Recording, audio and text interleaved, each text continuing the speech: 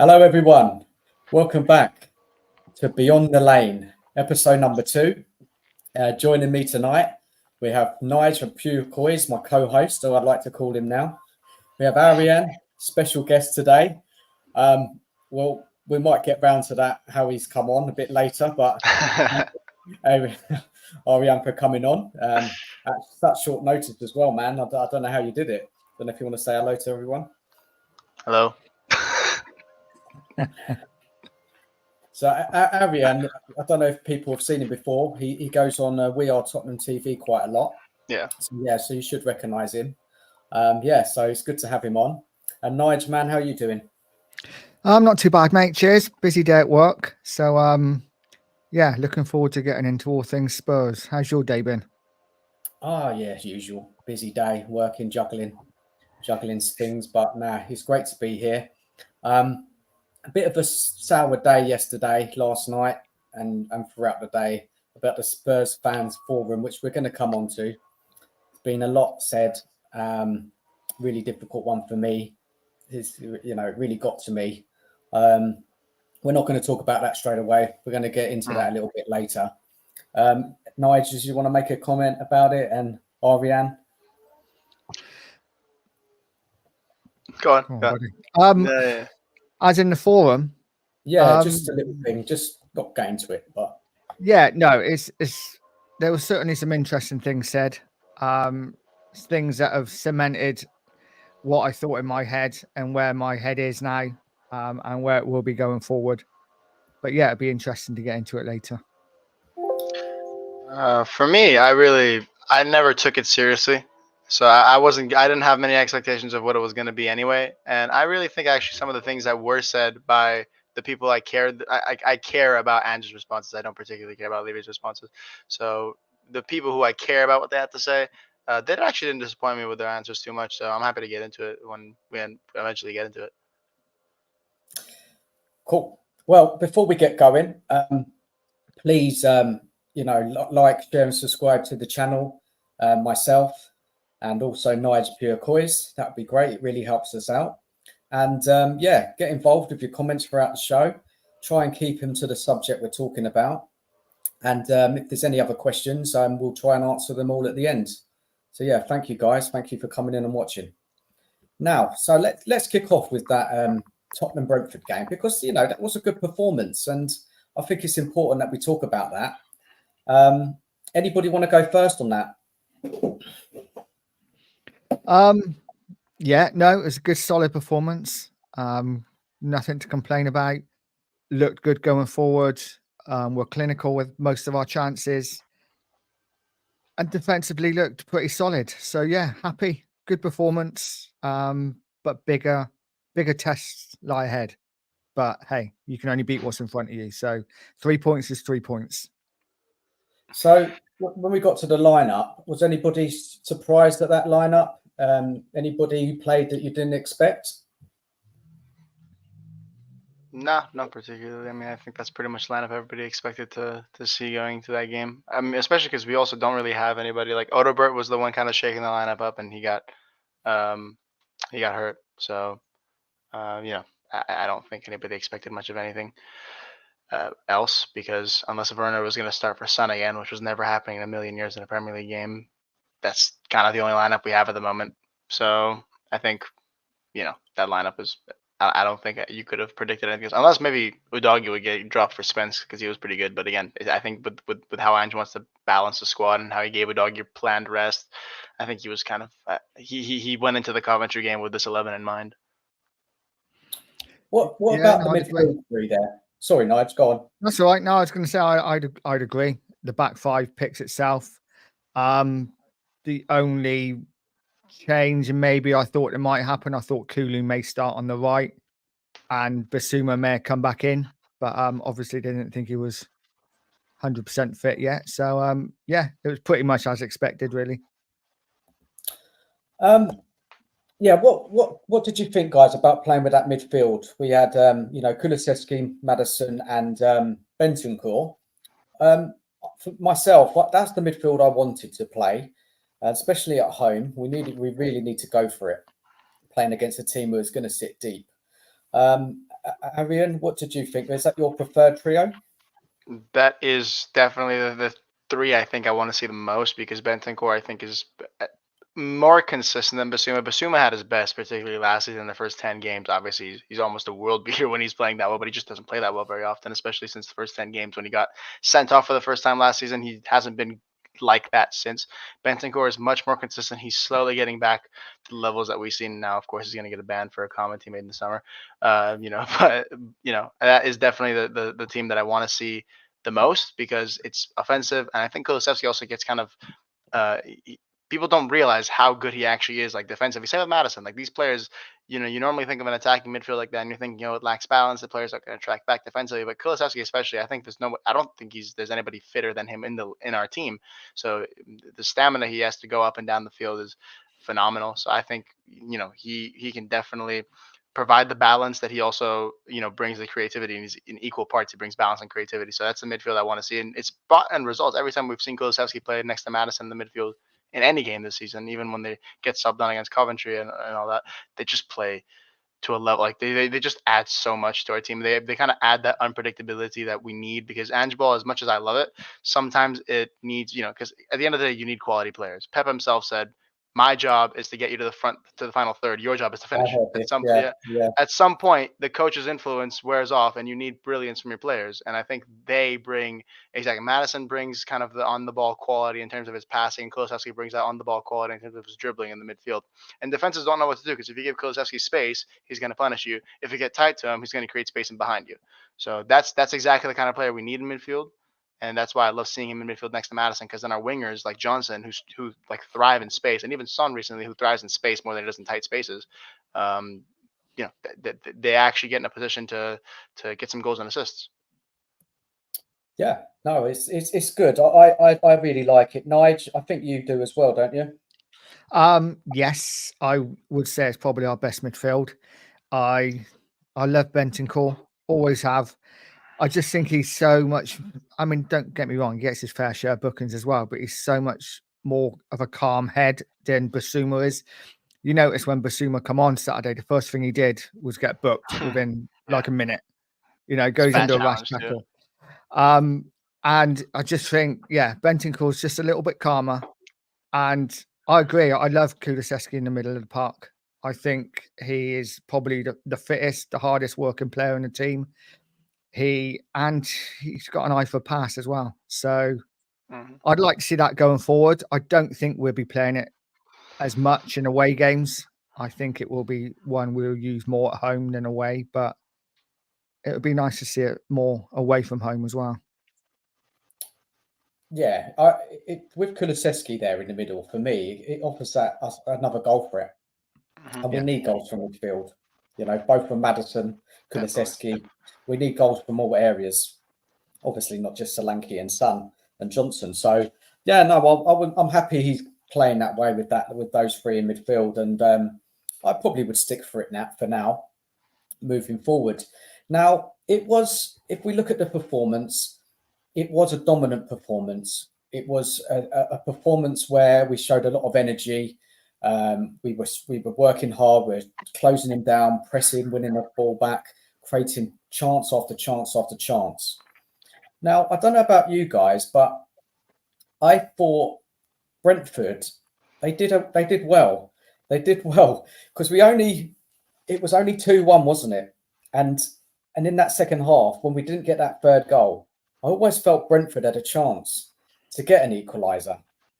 And I was a little bit worried because the chances were coming time and time again.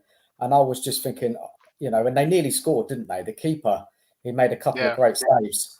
So I don't know how you guys felt. And in that period of the match, when we hadn't got that third and we were putting on all the pressure, but not scoring, did you guys think that they were going to equalise?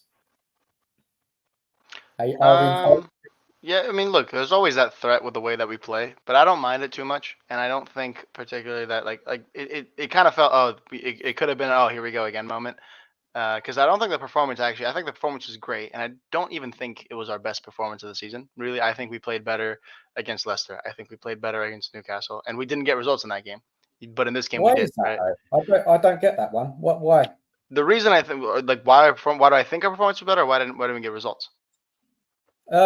Why you thought that performance wasn't as good as the game against Leicester and Newcastle? Because we were more dominant in those games. Just because we didn't get the result isn't reflective of how good the performance was. You look at those games against Newcastle, we created several chances that also didn't even register as chances to go and look back at the stats because, for example, the striker wasn't there to finish them. Stuff like that, where we were much more like against Newcastle. Besides their 2 moments, which were their goals, they had nothing on us all game. Brentford actually put up more of a fight than Newcastle, in my opinion. You go back in Leicester, in that first half, we could have been 5-0 clear of Leicester. So things like that.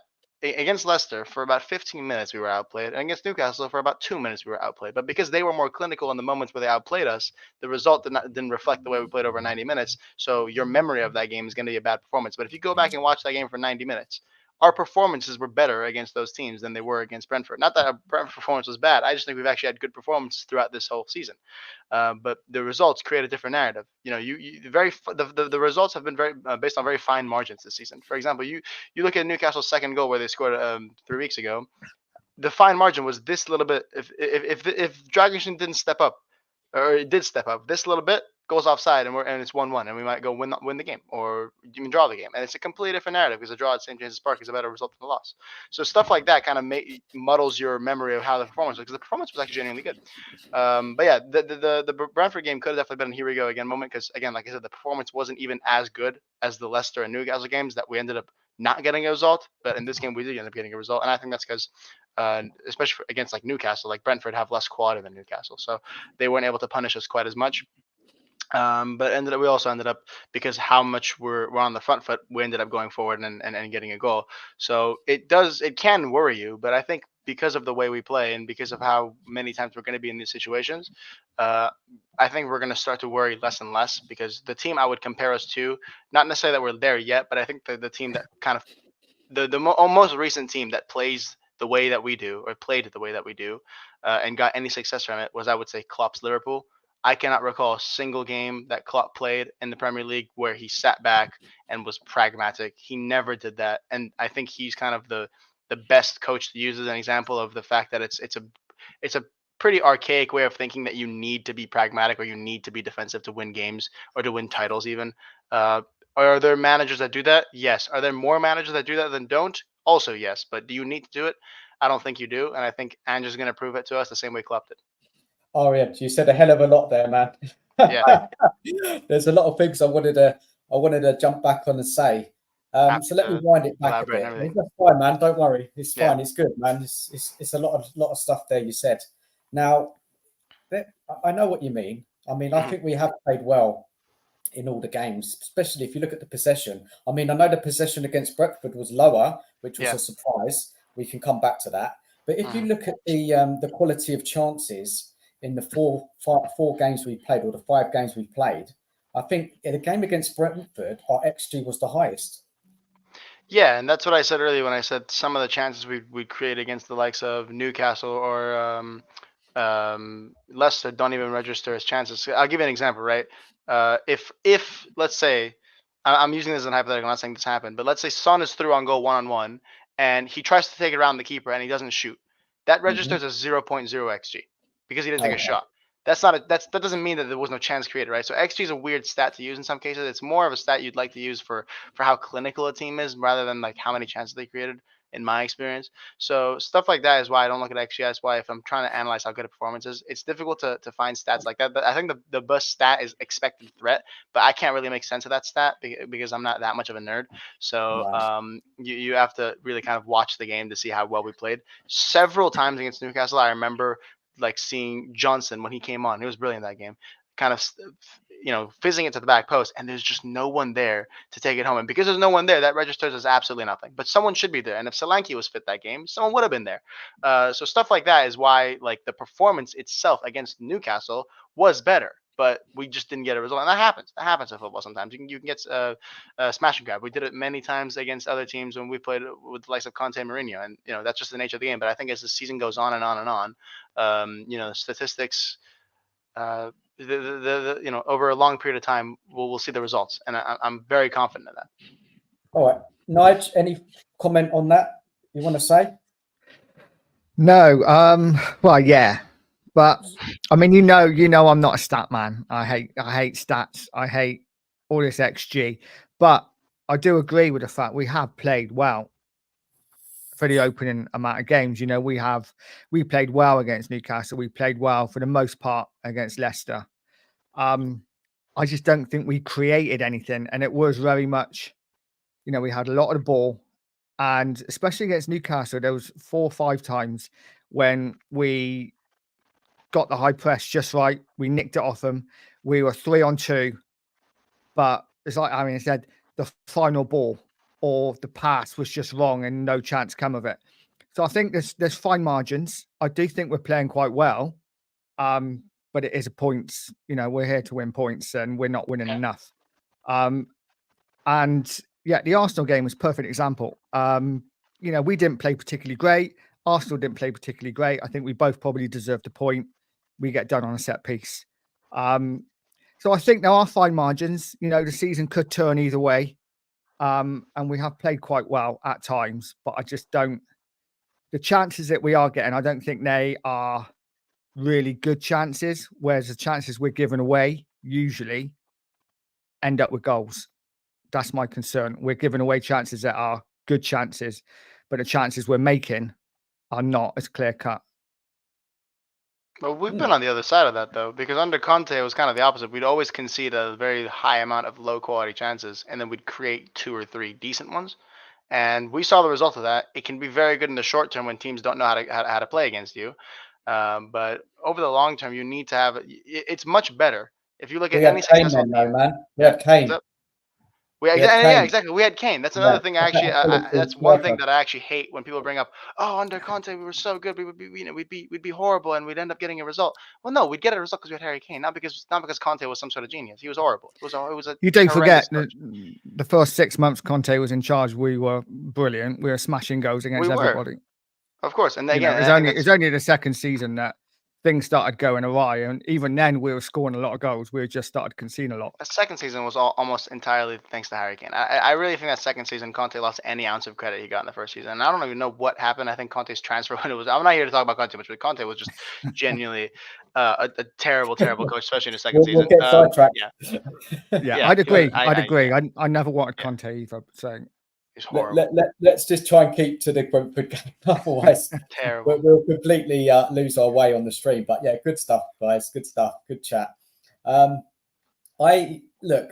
thoughts on the Brentford game. I thought we created so many chances, and the stats were very good for us that day. As I said already, I was worried that Brentford might get an equaliser, but it was a fantastic move, wasn't it? Basuma winning the tackle in the midfield. He plays it into Romero. Romero picks out Son, and what a ball from Son into Maddison, eh? What a fantastic goal, man. That goal for me got me off my seat. I don't know about you lot. The challenge from Basuma was the highlight of it for me.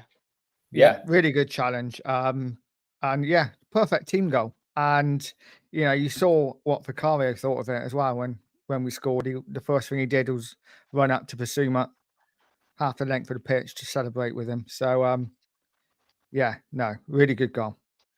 And we needed that goal because, you know, the game was on a knife edge, because Brentford could have got a set piece or they could have got a breakaway goal from somewhere. So that goal really ended the contest for me. Now let's touch on a little bit about, as you see my question here, people say that Ange adjusted his tactics for the Brentford game. And what I'll do, I'll give a little bit more context to that. Now, what I am hearing is that Udogie and Porro didn't invert as much. Who wants to go with that one first? No, I don't think they did. Looking at the heat maps, Udogie's heat map was very much based on the left-hand side. He didn't seem to come into the middle at all. I didn't see Porro as much, but just from looking at Udogie's, it seemed that he didn't invert as much, which certainly seemed to give Maddison a bit more space in the middle.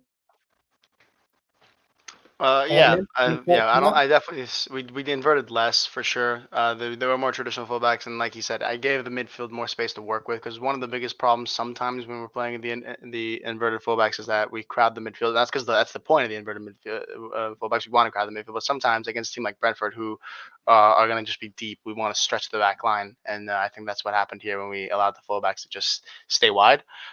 So yeah, and I think that kind of goes to the point where it completely falsifies this very strange narrative around Ange that he doesn't change his tactics. Because I think I have not seen a manager change his tactics more than Ange out of any manager we've had in the last 5 years. So this idea that Ange is like more stubborn than anybody else is very weird. You need to give us a bit more than that because I Uh, don't see it. You don't see it, so I'll tell No. you. He played Pape Matar as a false nine last season. At what point? The only time I've ever seen any of our other coaches adapt, and I'll put this on you then, the burden of proof. Can you name me, besides Pochettino playing Son at left wing back and Mourinho playing Dele Alli as a false nine when Son and Kane were out? Um, who else really adapted their system besides Ange when he didn't even need to? We were having problems with injuries, but Ange just changed his system several times. I know when Bentancur came back last season against Aston Villa, the midfield we played was completely bonkers. We didn't have a proper number 6. Um, when we were having problems, also when Richarlison in the first of last season, first part of last season, Richarlison was performing poorly, so he switched it and he put Son on the 9. And tactically, he is much more willing to adapt things when they're not working than any other coach. He's just moved Kulusevski into the midfield this season after playing him on the wing all of last season. No coach, and I'll challenge you to give me an example if I'm wrong. No coach has changed the system and tweaked it more than Ange in the last 5 years. Nobody. Nobody. And I would like to be given an example of that proves me wrong. Oh, Nige, don't know if you want to Go take that Dan. one. No, I don't. I'm happy that we're leaving that to you, mate. No, to be fair, I don't think I'm not. I think Ange tweaks his system. The problem is that Ange says constantly, "It's who we are, mate," and it's like we're going to play this way. We're going to play this way. So I think a lot of fans just assume, well, he doesn't change it. But I think he does. He does. He does do little tweaks. But the big ones that the fans want to see, he doesn't change. The high line, he doesn't change. That's the way he plays. The inverted fullbacks, for the most part, he's never changed. Suddenly, Saturday, we saw a change, and that's a good thing. These are the things. Changing players in different positions. That's not really, tweaking it. That's not really doing a lot for me. I want to see the high line drop when it needs to. I want to see the inverted fullbacks not invert all the time. Those are the bigger tweaks that I want to see more regularly. And if he can do that, then happy days. I'll be happy to go after you. I agree with Nige totally, and Arian, I just don't see. I know what you've said, and you said to compare against another manager. I'm not going to go into that and think of a manager. I'm just trying to stick to Ange and what I see with Ange. And I think I don't see enough technical flexibility. And Nigel's right. You can't always go some places like, St. James's Park, Anfield, they stand out. Or you could even say Manchester City as well. To go with a high line, your team is not as good as Liverpool. Your team is not as good as Manchester City or who else? Newcastle. Well, maybe Newcastle is quite even, but because being at St. James's Park, it's the whole atmosphere there. I just think that Ange has let us down in them matches, and there's no reason why he couldn't drop the high line. It doesn't have to be dropped completely. It could be 10 yards. Just bring it back a bit. Give us a bit more chance. We just don't have the quality in players to go to these places and continue to play that system, in my opinion, and the results prove it. For me, it's like when Van der Ven's out for the Newcastle game. I'm not saying be pragmatic. Let's not be defensive. Newcastle there to be beaten, but let's just drop off, just like even 5 yards, just so we're not so high. For me, I think there's things that there's tweaking your system and there is scrapping your system. Okay, and I would say it like this. I would say like this for Ange. I think you have to maintain an identity. The biggest problem we've had, and us and any other club right now who's going through a problem with their coach, for example, Man United, is some teams don't have an identity, and when you start to tweak things that are essential to the identity of how you play, you risk looking like you don't have a backbone as a manager. Okay, and that's important. That's very important.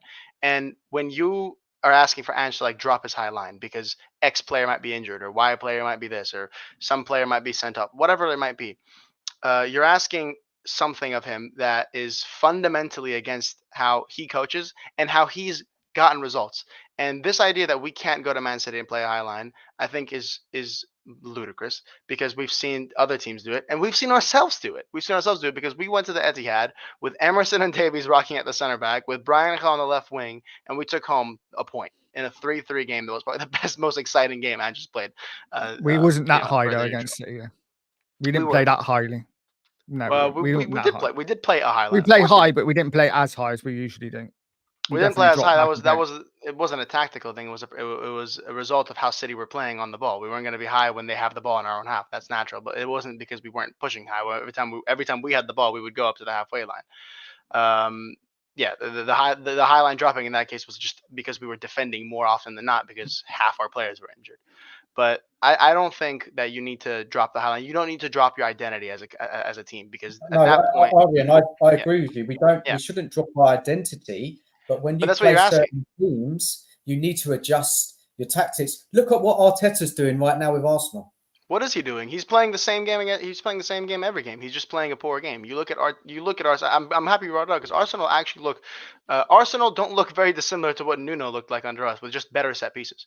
In open play, Arsenal look absolutely awful this season because they don't have an open play game plan because their entire identity has been stripped from the team that was once very exciting in the last couple of seasons to a team now that rely on pragmatism and set pieces. That's what's happened to Arsenal. Arian, have you seen I their don't care about the possession possession stats in stats. all You their can see games? we had games under Conte where we had 60, 70% possession and did nothing. I'll give you a game from 5 years ago where we had 80% possession and got nothing from it. Newcastle 1-0 at St. James Park under Pochettino in his last season. We can So get. you're telling me Yeah. Arteta, when he plays at home, he doesn't go for the games? He He doesn't doesn't. attack I'm teams not and saying he just doesn't go sit for the games, back. but the way Arteta has played has changed over the few years from being more and more pragmatic. That is what Yeah. has happened to Arteta, and it's going to cost them this season dearly. And if you look at their stats this season in terms of how they've been compared to last season, not saying stats compared to us, I'm saying stats compared to themselves, the previous seasons, they've gotten worse in pretty much every single metric besides XG created from set pieces. They are not a team they're not as good of a team as they were, and that's because Arteta is constantly compromising his team and their identity in a bid to be more pragmatic and more pragmatic and more pragmatic because he thinks that's what you need to do to win trophies. But that's not. I disagree. That's not what you need to do to win trophies. You need to maintain an identity with your team and you need to build it over a long period of time. That's what Klopp did. How long did it take Klopp to get going at Liverpool? A long time.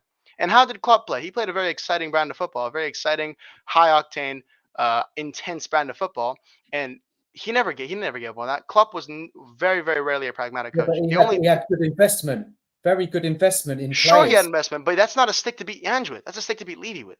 So if you want to be, I if agree. you want I to, if agree. you want to play that card, that doesn't play on Ange. That plays on Levy. So that's fine. I don't I'm not beating particularly care about anyone's stick, Arian. I'm not beating anyone's stick. I'm just saying that you're going from Klopp. He did stick to his system, and you're right. And he kept on working it and working Exactly. it. He slowly built the team that he wanted, and he signed some very good players. Yes. And then eventually he got over the line. Exactly. Now it's a bit early with Ange, isn't it? Because this is his second season.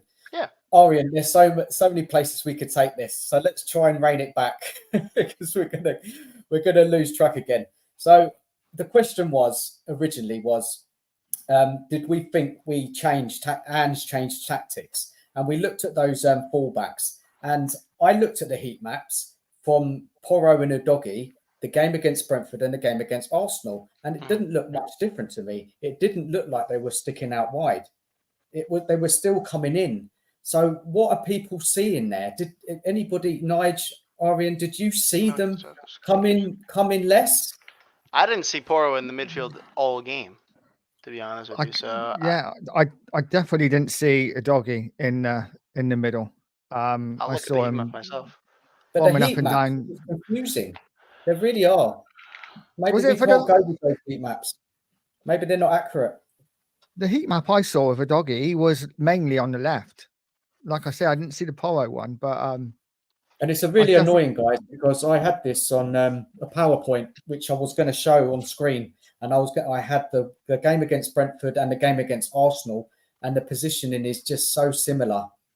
They all playing so high still in both games. Anyway, we'll see. We'll have to keep an eye on that in the next games coming up. But Maddison's performance in that game he was so much better, wasn't he? He was just great. He was taking on players who was so involved. He got his goal. Did he get an assist as well? I'm just trying to think now. I don't think he got an assist. it counts as an assist, didn't it? 'Cause he had the shot, of which Solanke got the rebound, I guess. So He was Yeah, involved, sort wasn't of. yeah, I mean, Maddison was back to something like his best. You know, he was getting control of the ball, dictating the game. It's what we want to see, but we need to see more of it. But yeah, definitely a good performance. Definitely his best performance of the season so far. Absolutely.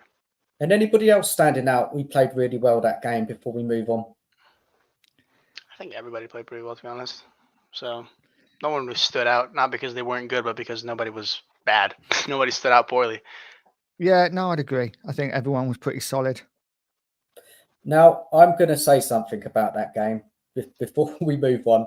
It might set Arian off. Okay. I'm excited. But I've got to say it because this is what I say. Now, I feel that, we did play well, but we did play an understrength Brentford side. It wasn't their best side. We needed so many chances to get that over the line. So in my eyes, I still don't think we're clinical enough. And we will see in the next two games against better opposition, especially being away from home. So the jury's out for me. Arian, I mean, I can see what you're saying in that, like, yeah, this isn't the performance that's gonna make you, oh, we're absolutely unbeatable. I mean, we've just, like, yeah, obviously it's an understrength Brentford team that even they're not at full strength, so it's gonna be an easier game than Man United on the weekend. But I still think again, my optimism doesn't necessarily come from this game. Like I said, I don't even think this has been our best performance of the season. I don't think this has been our second best performance of the season. I think this has been maybe our third or fourth best performance of the season. I really think the only game that we played worse were Coventry and Arsenal. Than this, I say we played better against Everton, against Leicester, and against Newcastle. So I don't think that we've played better in this game than any other game. So my optimism doesn't come from this game; it comes from the other games. And a team like Man United, I don't think the way they play, and I'm sure we're going to get into it, I don't think that's going to be something that's going to be like our kryptonite. So I'm going into the next games. Yeah, obviously we're going to see how clinical we are against better opposition. And I think that's the main problem. It's clinicality, because our players just need to find the back of the net more often than we are. But that's always a game of if, buts, and maybes, because some games that So we didn't really learn that much from that game, really. I don't think we did. Yeah, I wasn't surprised at anything. Nothing stood out to me as, oh yeah, I didn't think we had that in our locker. Because like I said, everything that we did, we either already have done better or the same in other games against Brentford, and we just got a result against lower opposition, which is it's a good thing, because I think your league placement is going to be a lot more contingent on how you play against lower opposition than your higher ups, because there's more games against like the lower teams. So when it comes to our league finish, it's good to be able to put away teams and dispatch lower league teams or lower place teams this way.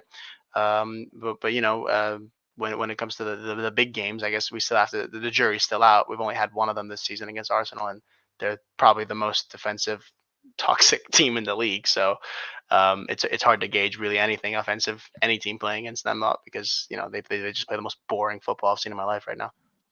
Yeah, fair enough. They're awful. Big up Paul in the chat. How you doing, mate? Hope you're good. He says, "Hi guys, good show. For me, I need to see how we do against Brighton and better teams to be convinced." I totally agree with that, 100%. Don't know about you guys. I mean, Arian, you just said that, didn't you? Kind of, Nige. Mhm. Yeah, I mean, absolutely. We can only beat what's in front of us. We beat Brentford quite comfortably. I expected us to beat Brentford. We're at home. So no real shock. But the next two games, away at United, away at Brighton, they will be the test. And I'm excited for it. In those two games. Yeah, We're going to squeeze them in. Well, it's going to be interesting to see as well, isn't it? Because Bentancur's probably going to be out, so it'll be interesting to see what we do. Just a quick hello to Brian, mate. How you doing? Thank you for Brian. last night coming on your channel. It was great fun. I hope you're okay, bud. Okay, so where are we going to go now? I think we should just go for this forum. We just need to do it. We need to talk about it. Yeah, sure. Nige, you can go first. Thanks. Well, yeah,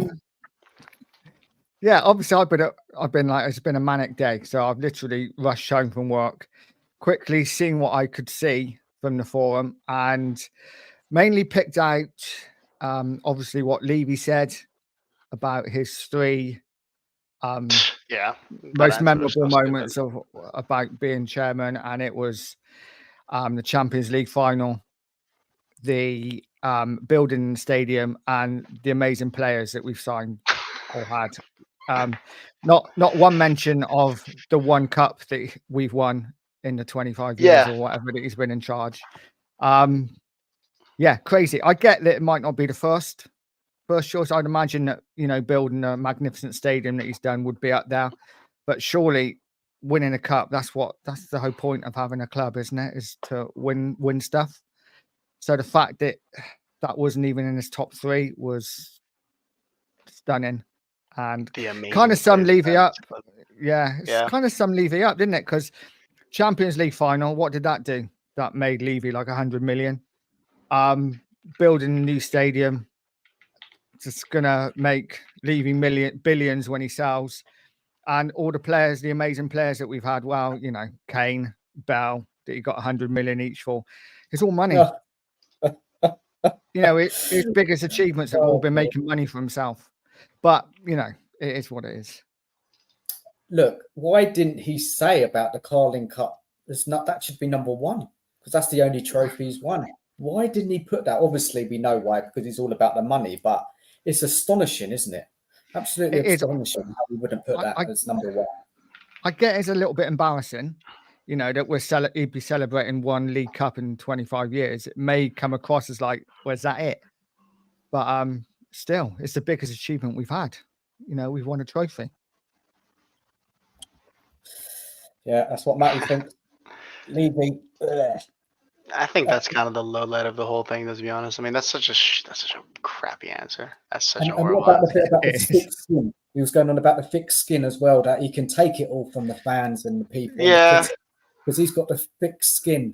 So what a strange comment. Why is he saying that? I wonder what the question was for him to say that in the forum. The forum is just, I never even took it seriously, to be honest. You kind of know the whole thing's a joke with just who they're inviting. So it's just to begin with. I never had any hopes. PR exercise, isn't it? That's what they say, Arian. PR exercise. A PR exercise. Is that right? Obviously, really. But again, like, I really don't even particularly care about anything Levy's saying anymore, because I've learned pretty quickly not to listen to anything he says to begin with.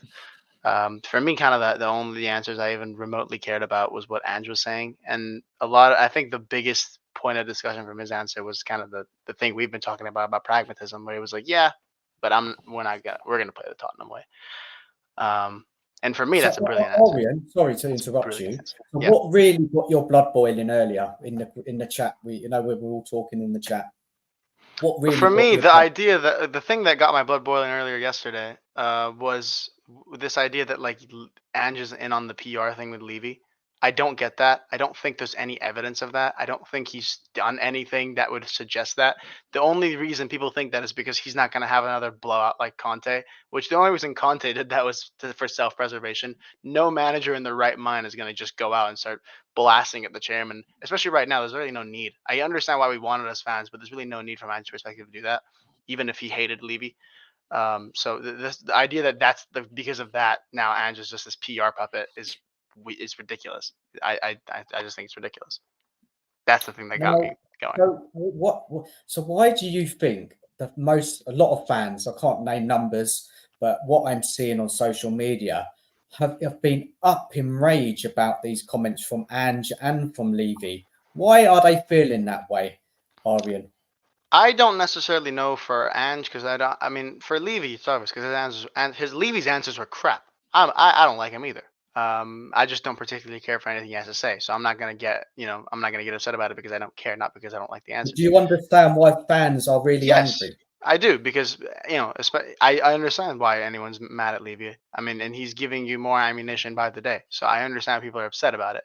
As for Ange, though, I really don't because I get why it is because people are thinking that you need to be pragmatic and that he doesn't have a winners mentality, but I don't think he's exercised that he doesn't have a winners mentality at all. I think he's exercised the very opposite. People yesterday in the chat, they brought up the comments about the North London derby, for example, and they said he doesn't know how important the derby is, which not only is that not what he said was actually very very good, where it's like against Tottenham, typical Tottenham mentality. We should not be just trying hard against Arsenal. We should be trying to win every single game. What kind of a season is it if we end up finishing 9th and then beating Arsenal at home? Nothing, right? Wouldn't it be better to play, proper, good, high quality, trying our absolute best every single game, or would you rather save all that energy for one game so we can get one up on our rivals? Obviously, everybody wants the former, where we're winning every single game, and that's all Ange was saying. And they bring up this comment and they say he doesn't understand us. He needs to be pragmatic. No, he has his own principles, and his principles are: I want to play a high quality style of football, an exciting style of football, an intense style of football, and I want to play it every single game against every single opposition I face. And that's all he said. So stuff like that for me, when people get on his case about not being a winner, it's weird for me. And then they bring up the PR thing. Oh, he's just Levy's PR puppet. I don't agree at all. I don't think he said anything that would suggest that. And I think the people criticizing him for like the North London derby comment kind of goes against that anyway. Why would Levy's PR puppet come out and say something that Levy would probably guess would upset the fans? I don't think he'd ever do that. It just doesn't make sense in my head. It's just people who are already upset.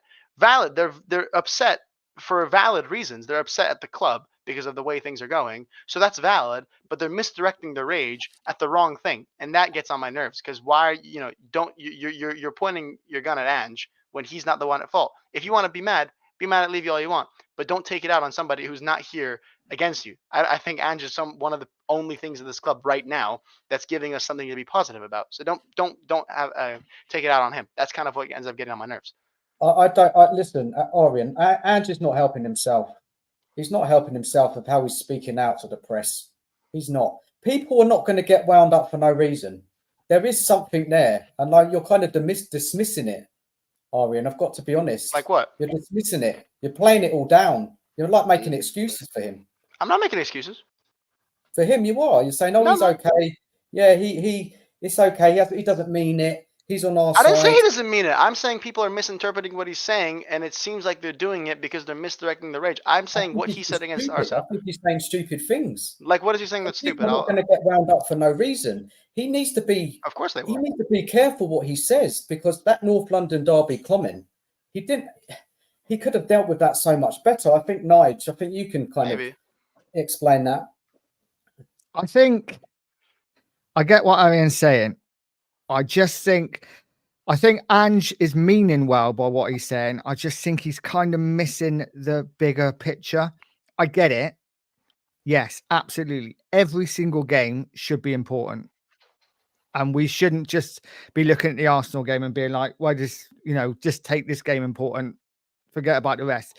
But I think maybe he could have come across it a little differently and said, I understand how big the game is for the fans, and we're going to do everything we can to win. He didn't need to go on about the rest of the season. Everyone knows that every game's important.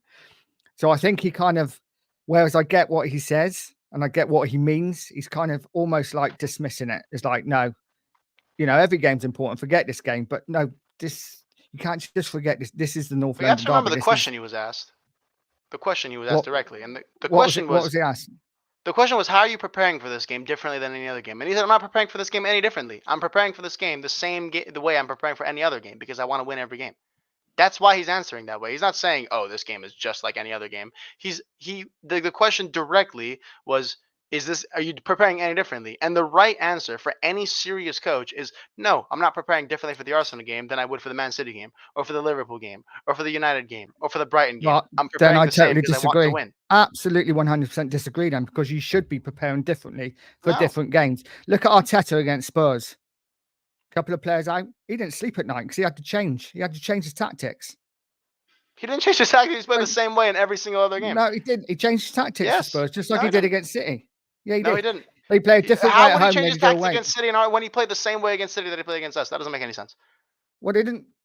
Well, they had to play the same way against City because they had down 10 men. So So they played this. They played the same way when they weren't down at 10 men.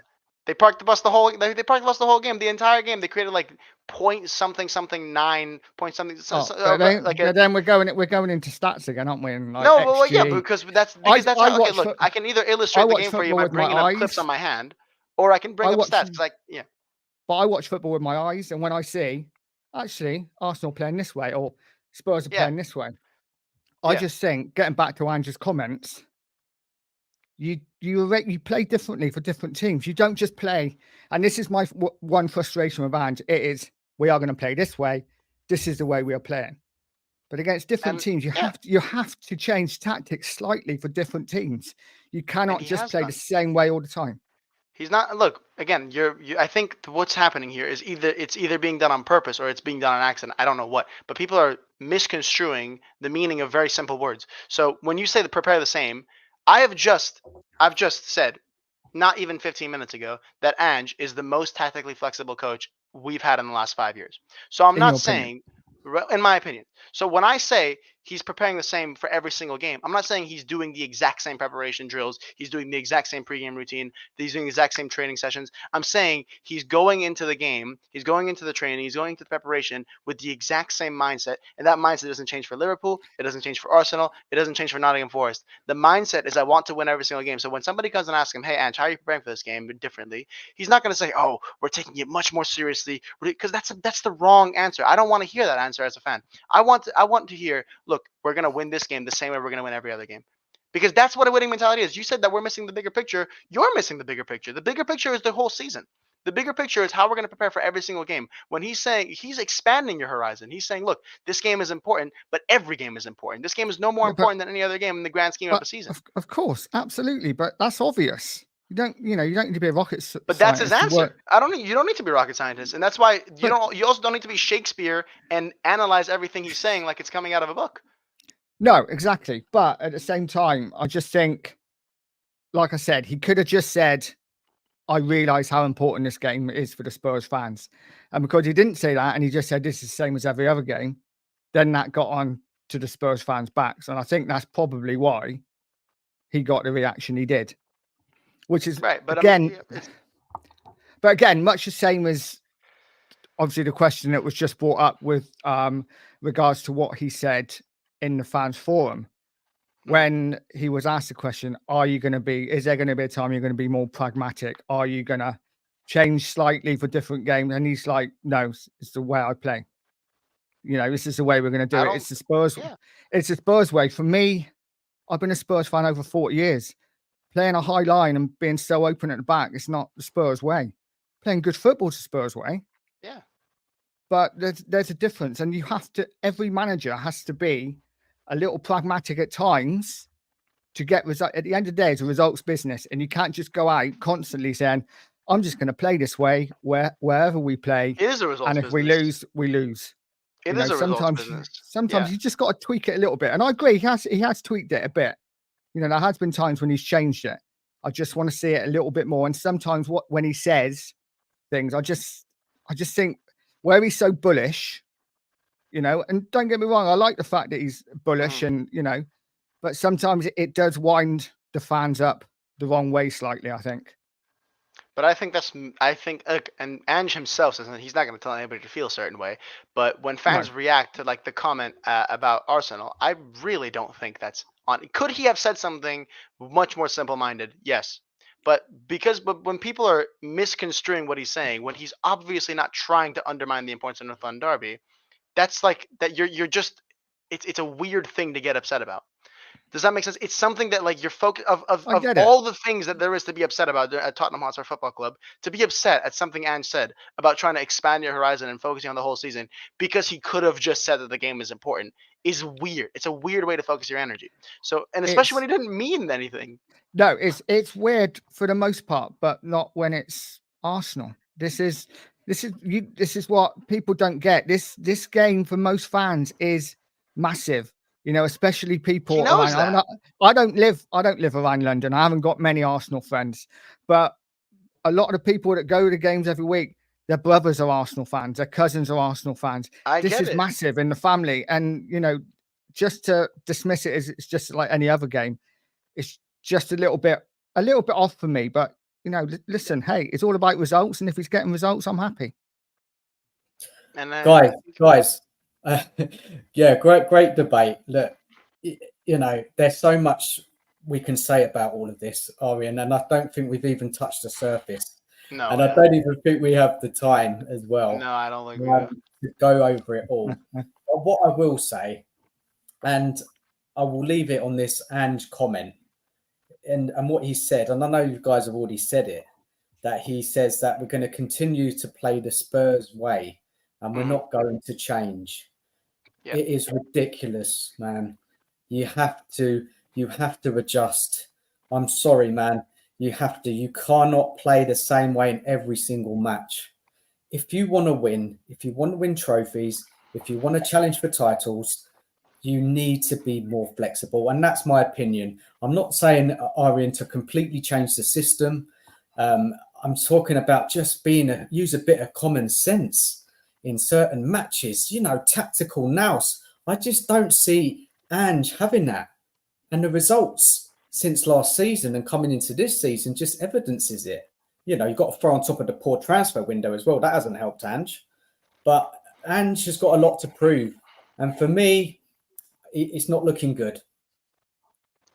And look, like you said, it's a results business, and if we just wait until we've had enough time to get a consistent stream of results so we can see where we're at, we'll know. But I don't think 5 games is a big enough sample size for either of us. And you know, we come back, you know, Not just 10, this season, 10, 15 games later. Arian, it's last season as well. I think the biggest thing that with that comparison is I hate when I hear this sense, like the sentence that I think pisses me off the most when it comes to discourse about Ange is when people say since the first 10 games of last season, as if that's a good place to start. Since the first 10 games of last season is a ridiculous place to start your sample, because it's the place where our squad is the weakest. So you're taking the places where our squad is the worst and most disjointed and weakest and hardest hit by suspensions and injuries and saying, look, Ange is not doing good when the squad is ravaged. He must be a horrible manager. No, it's a bad place to start. Were we poor in the back end of last season, even though we had a fully fit, well, not fully fit, but a squad that was mostly back. You know, Udogie wasn't back, and obviously a lot of players had just come back from injury. And were the results pretty poor even when we had sort of a steady stream of players? Yes. Are the results this season in the start not ideal? Are they poor? Yes. But the reasons for this season, I don't think have been down to bad performances. I think you said as well, Nige. We've played well this season, and if we just wait and we keep having the games going this season, because I'm a believer that our performances will end up yielding consistent results over time, because that's what consistency brings you. In the short term, you look at any 3, 4, 5, 6 game span, the results might be up and down. But if you look at it over the course of the whole season, Arian, sorry to interrupt you. What's your opinion on the transfer window? I think the biggest failure was not getting a proper winger. I think it's just disappointing. I think obviously Pedro Neto was going to be our guy and ended up not happening, and it's disappointing. It wasn't an idea. It was a very average window. I don't think. And do you think we're going to fall short because of that transfer window? We might. We could. It wouldn't surprise me if that's the reason. It wouldn't. I think we started off the window actually very well. I was very happy with Archie Gray. I think you know, we did a lot of good things early, but we didn't finish strong like we should have. And you know, that it might bite us in the back. If we're lucky, it won't, but it probably will, especially because especially if we go deep into many competitions and we end up not having the depth. If we go into like the semifinals in 3 different cups, where we might fall short because we don't have the squad depth, or we might start getting injuries because you know, we don't have the depth, and it sucks that might happen. But we'll have to wait and see. But it wouldn't surprise me if that happened. It wouldn't surprise me if the transfer window is kind of the reason that we're the architect of our own downfall. And for me, it was a failure. I think Nige agrees with me, definitely. Mad Dog in the chat, he said it was a transfer window that screamed, I don't want to compete. Would you agree with all of us? I don't think I'd be as harsh, but I wouldn't necessarily disagree, yeah. The frustration I like some for of the me players is, we bought. the frustration for me is that we spent, and listen, when we bought Gray, I was like, he's a good player. But we spent 40 million on a player that sits on the bench. Hasn't got any minutes. He's got next to no minutes. And yes, he'll probably start against Qarabag, but where's he going to play? Right back again? You know, I want to see him in number 6. That's his position, apparently. So, I mean, I maybe don't know. we'll be forced to see him with Bentancur getting a ban and Basuma Maybe. playing so much. So maybe we'll see. Yeah, maybe. We will see. Guys, listen, good chat, man. You know, I mean, in a nutshell, the fan forum was we got to say, it was a shit show. Yeah. When an I don't absolute think shit anybody show. disagrees with It that. hasn't helped anything. We already have our thoughts that this season's not going to go well anyway. We all have our worries about Ange, the players that we have. It's just another thing on top of stuff that we just didn't need. We didn't need to hear that from last night. It was just a load of rubbish. And it really, really not upset me, but really wound me up. And not just me, many fans, many Spurs fans. And it just angers me. And I don't know what's going to happen in the end. Ange speaking out, Levy speaking out, hasn't helped them at all. And it's just embarrassing. It's really embarrassing what I've heard from last night. I've got to be honest. Now, guys, I'm sure we can, debate about Ange and Levy a bit more in the future on future streams, and we will keep coming back to it. So let's just end it off on the Qarabag game and the Man United game quickly. Mm-hmm. I need to jump off at 9:25. 10 minutes, rapid fire. 5 minutes on Qarabag and 5 minutes on Man U. I know it's tight, guys, but we can do it. I can speed it up. So the question I have about the Qarabag game, I have a question. Put it up on the screen. Let me get it up. Right. And whoever goes first, do you guys pick? Go ahead. I think we'll probably play the same side as we did against Coventry. Yeah, I was going to say the same thing. I'd probably do the same because, like Ange said, he wants to build sharpness for all those players. And we got the result against Coventry. And also, even if we don't get a result against Qarabag, it's a lot less consequential because of the league format. So I can live with it. If we get if we end up getting out with a point, I wouldn't really particularly care. I'd probably just, it's better to get minutes in the tank for all those players that need it because they just, I think it just looked like a very flat performance. Those players were just much less match fit than all of our other players who've been playing consistently. So the only way to get them building is to play them this Qarabag game, and it's going to help us even in the league too. Because if they can build up match sharpness, maybe they can be better off the bench. Yeah, agreed. So you reckon it's just going to play the same team as Coventry? Seriously, both of you were saying that? Yeah, pretty much. I mean, Spencer's not going to play at all, is he? So obviously he's not in the squad. Yeah. My only question mark would be, would they start Solanke? But who else have we got to start? Maybe Son, I guess. I don't know. But guys, Qarabag, they can't be. They're not a straightforward, easy win team. I don't know if you guys know about their form and how they've been getting on. They're not a walkover. They're better than Coventry. Yeah, they are, but we are at home. You got to fancy us at home, and even with all them changes, because we saw last week it didn't work. I probably wouldn't make that many changes. I'd probably play a slightly stronger side, but I just think I would make the changes because I'm like I said, I can live with not getting a result against Qarabag. I can't live with not getting a result against Man United. I would rather play it for the Man United game. I think it's just less consequential given the 8-game league format thing that's going on. In my opinion, I think I would go for a rotated side because, like honestly, to downplay it, it's not that important of a game. It really isn't. So that's why I slightly disagree. For me, I want to see us win. It's not as important as a Man United game. But I would rather focus on the Man United game. I totally get it. But for me, I think go out, beat Qarabag, play a stronger side. You can take them off at 60 minutes if you need to. Listen, I'm not saying I wouldn't make changes. I'd make probably 4 or 5 changes. But for United, for me, great. I want to win. But I've said before, I take 15th and a cup.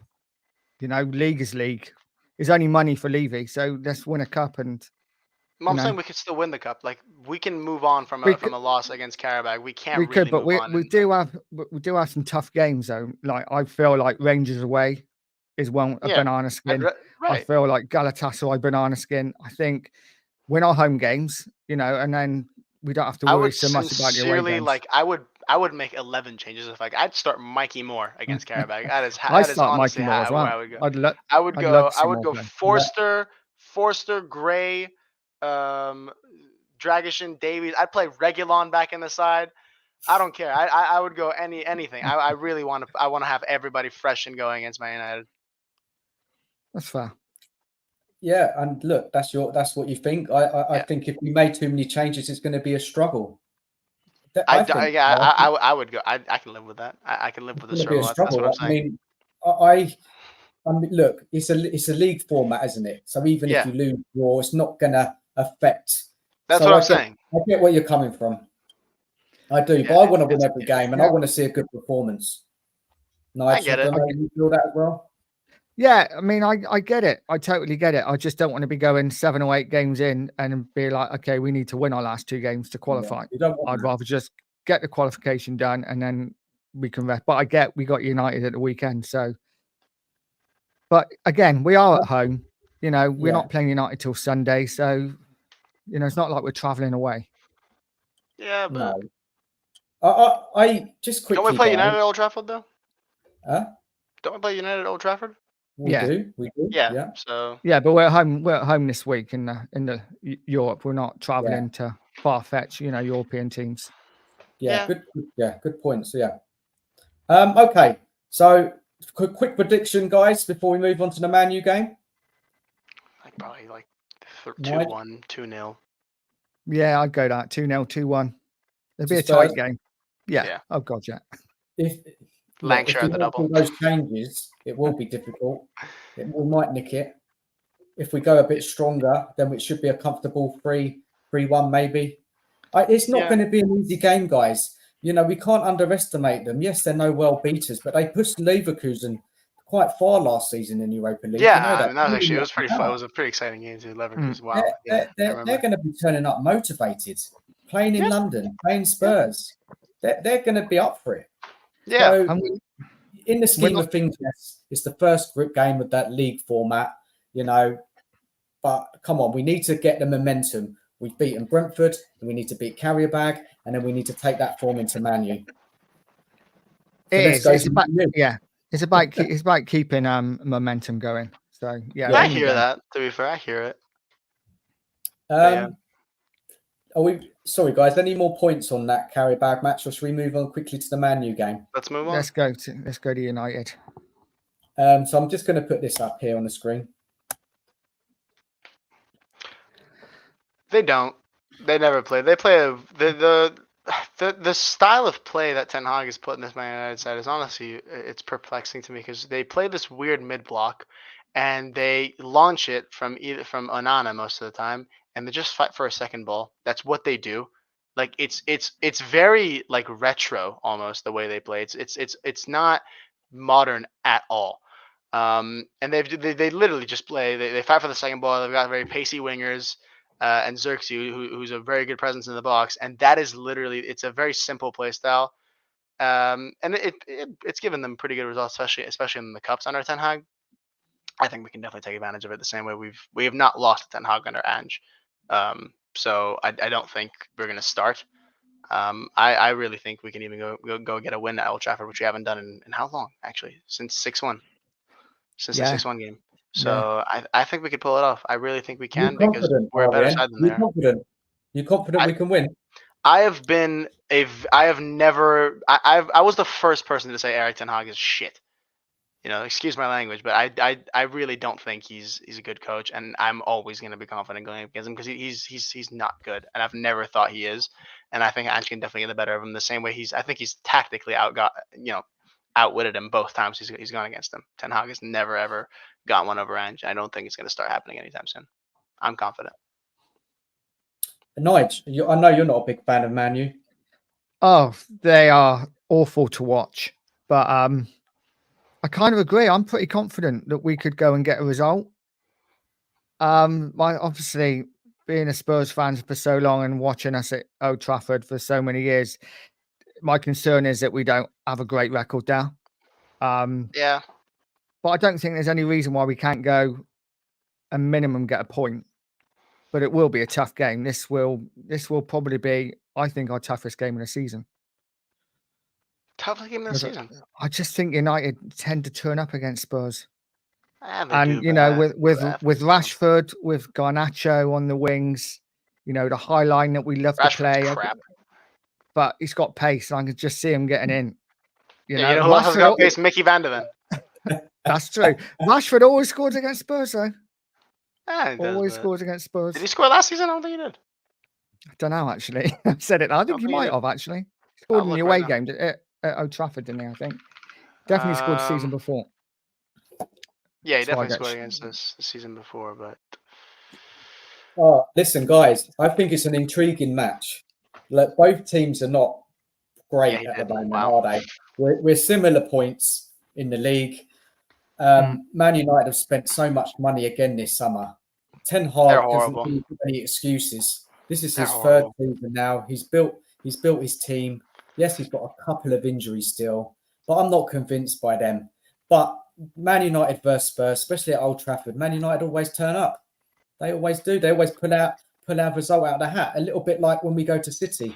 You know, there's these funny games in the leagues between teams where, you know, it's just kind of, you don't think it would happen, but it happens. So Look, listen, one thing I'll say, last season when they got one over us in Old Trafford, they turned up against us. I'm gonna read the starting 11, and I'll ask you who's the notable absence here. We have Vicario, Porro, Romero, Van de Ven, and Doggy by the time the defense got back.